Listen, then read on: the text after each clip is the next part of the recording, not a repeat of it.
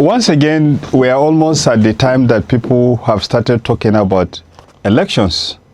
And elections it is because this government has been in power for a little bit less than 2 years, but usually governments have less than 2 years to actually work before people start talking about another elections.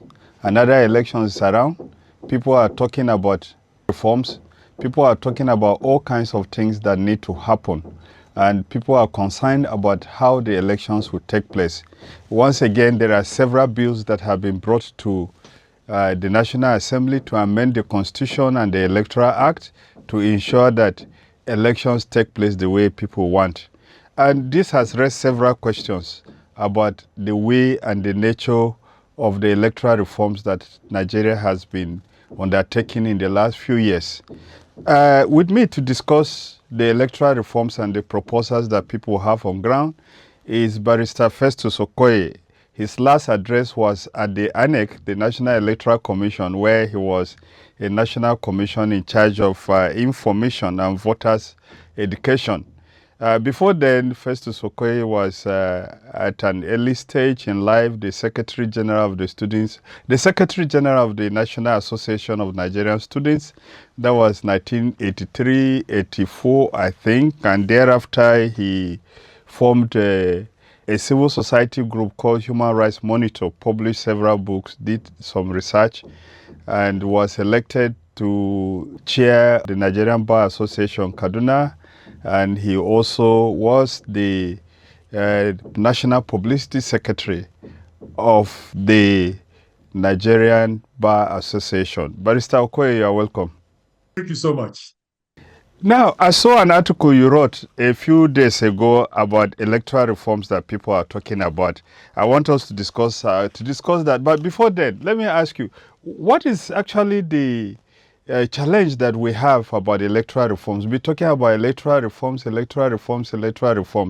For, I can say that since we started this democratic practice, what is the challenge about the electoral reforms that Nigerians are still not satisfied with?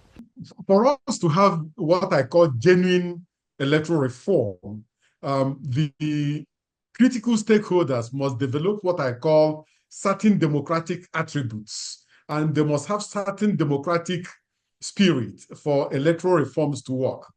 Unfortunately, the challenge we have here is that the moment we encounter a slight roadblock on our democratic journey, we rush to go and amend the law, thinking that amending the law will solve all our critical electoral reform problems. But it doesn't go that way. Sometimes you can even have a bad law, but if those who are at the saddle of our affairs, who are the helm of affairs, really have genuine democratic spirit, believe in the rule of law, believe in due process, you can even have a bad law and it works.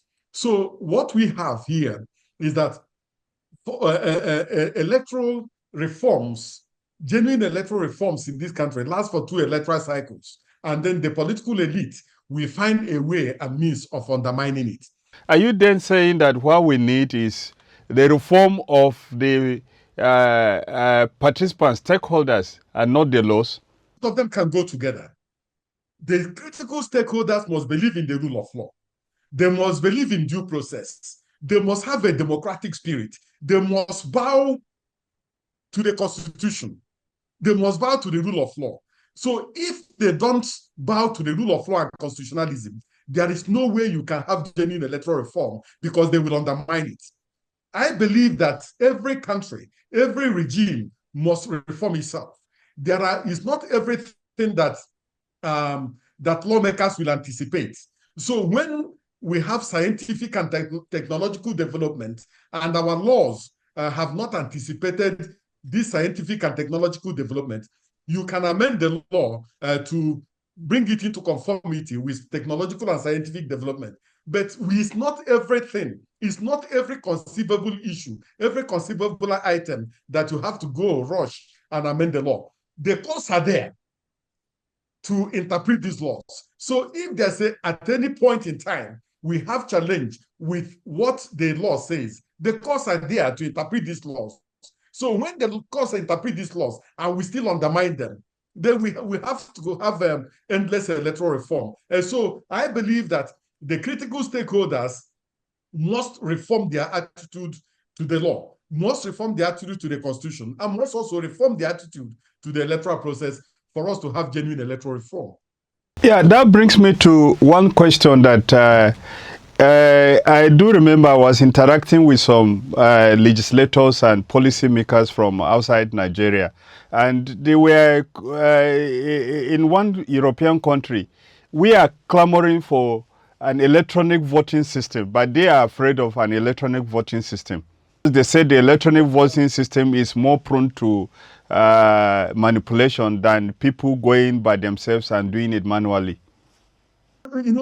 Whatever method you adopt in terms of making sure that the votes of the people count, there must be institutions that support that particular system. There must be stakeholders that believe in that particular system. So in a place like Gambia, I observed the elections in the Gambia. They use pebbles for purposes of voting. They don't use ballot papers. They don't do electronic voting. They use pebbles, and it's working for them because the critical stakeholders have allowed the process to work. So if you have the paper ballot and the critical stakeholders in the electoral process do not manipulate the process, it will work. If you have an electronic voting system and the critical stakeholders are not manipulating the system, it will work. But if you have a situation where the voters are not even allowed to get to the polling units, how are you going to handle that? If you have a system or you have a process where people believe in going through the back door, if you introduce the electronic voting system, they will look for ways of hacking into the system and making sure that the votes of the people do not count. So it is not electronic voting system or paper ballot or purpose that is the issue. What the issue is do these people really believe in democracy, in democratic practices, and also in democratic norms? If people believe in all this, they will allow the system to work. Because ultimately, whether it is paper ballot, whether you are using pebbles, whether you are voting electronically, somebody must be in charge of making sure that the system works. So if the person who is in charge of the system does not allow the system to work, there's no way the system will work. So I think that we must find ways and means of, one, reforming our political party system.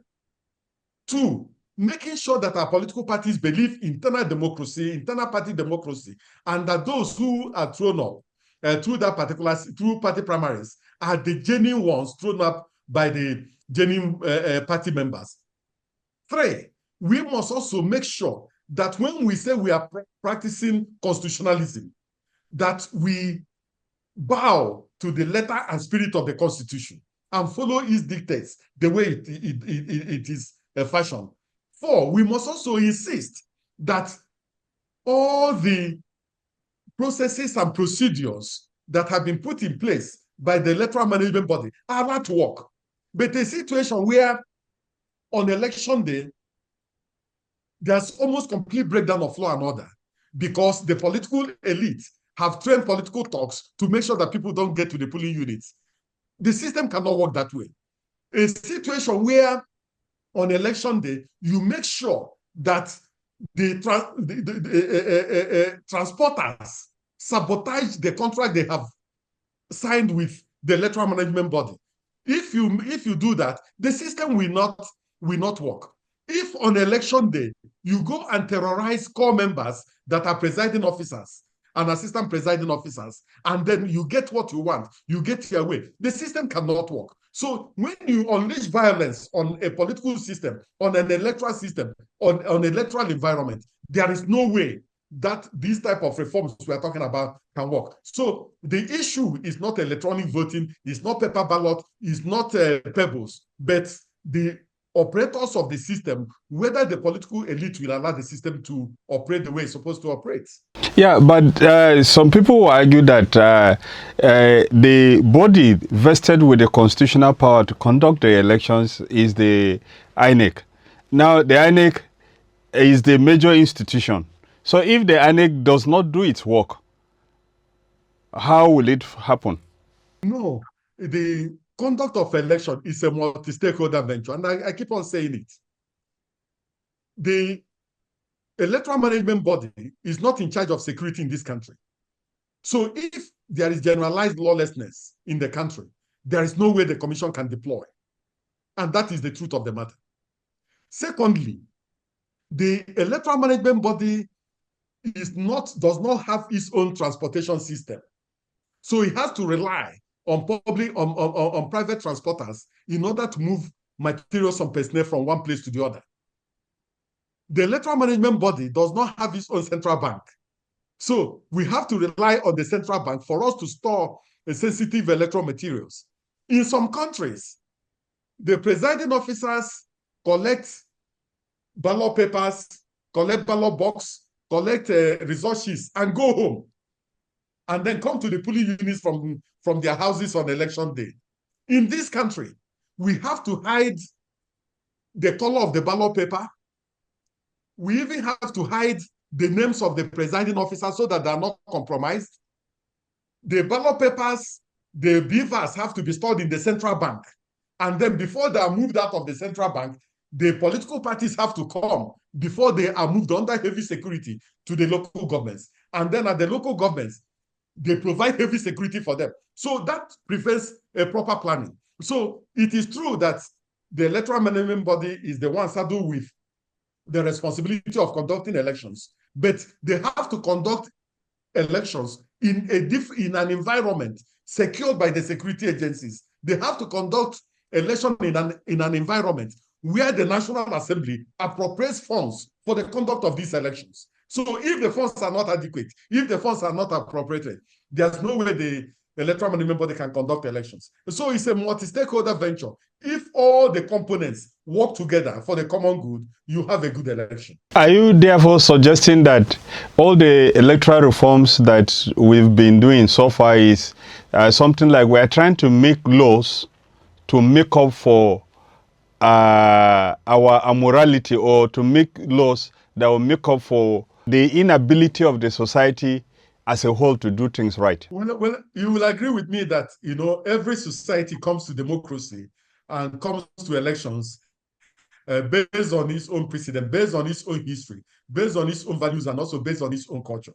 Our own history is completely different. Our cultures have been different, and we are coming from a background of military authoritarianism. So we are still trying to institutionalize democracy. And when you are trying to institutionalize democracy, you try to make sure that every component of the society understands what its role ought to be and what its functions ought to be. And that's why you see that our Electoral Act, for instance, is slightly bulky. But if you look at the Electoral Act, you will see that a huge portion of the Act is devoted to the practices of the political parties. How political parties are supposed to conduct their primaries, the mode of primaries, whether it's by direct primaries, whether it's indirect or by consensus. Ordinarily, these things are not supposed to be in the Electoral Act. They are supposed to be within the political practices of the political parties.